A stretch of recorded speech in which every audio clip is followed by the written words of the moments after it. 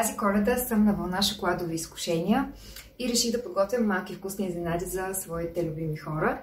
Тук в тази красива кутия с коледна тематика съм скрила бутикови и нестандартни вкусови шоколади, които след малко ще ви покажа. При избора на тези продукти се оказа, че има много варианти, много различни вкусове. Попаднах също на малки красиви бомбони, ръчна изработка, подготвени в манички кутийки, които също бяха много красиви.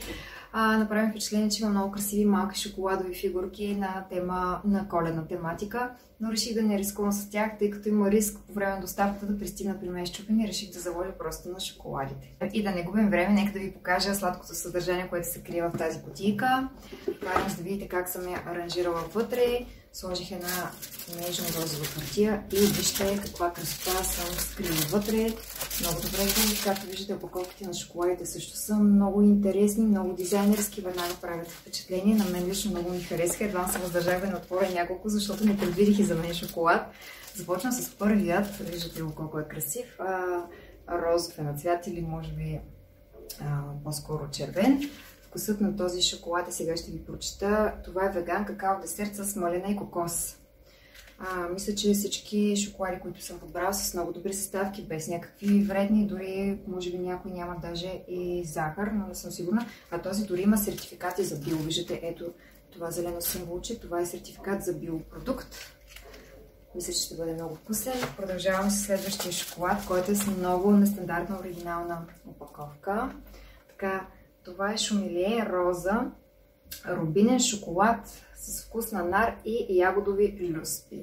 Такова нещо не съм опитвала до сега. Сигурна съм, че ще бъде много вкусно. Показвам кутийката. Продължаваме с следващото изкушение. Няма как да не ви покажа кутийката. Вижте колко е красива. Горе-долу да те е жал да го отвориш и да си хапнеш. Това е шоколад с шамфастък и с ягода. Точно така, бял шоколад и замразена сушена ягода. Тук не се вижда съдържанието, но предполагам също, че ще бъде много вкусно. Така, избрах още един шоколад в розов цвят. Не, всъщност този е черен, но вкусът е, това е био-веган тъмен шоколад с българска розова вода. Ето едно също интересно нестандартно решение.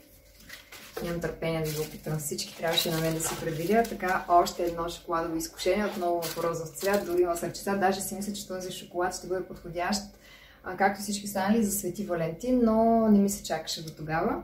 Това е веган бял шоколад с малина и ягода. Упаковката е много ефектна. И последното изкушение, което избрах. Вижте как изглежда. Това отново е бял шоколад. Бял шоколад с лимон и шамфастък. Мисля, че това определено е много добра комбинация като вкусове.